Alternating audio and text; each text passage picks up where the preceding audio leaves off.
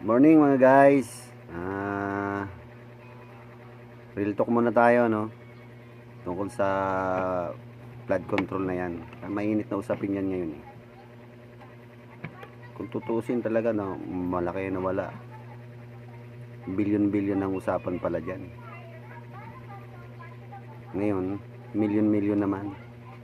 Mga naghihirap dahil binabaha. Lalo atang bumaha pagka umuulan.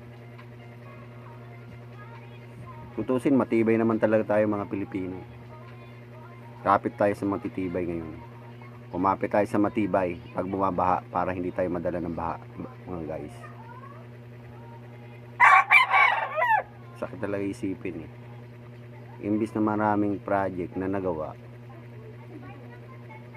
marami yatang sasakyan.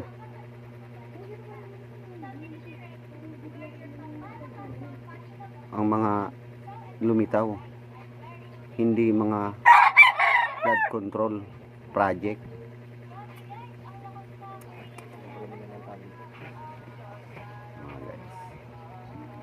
Kaya mga guys, ingat na lang tayo pag may ulan mga guys ha. Kapit sa matibay para hindi tayo madala ng baha. Yun lang mga guys.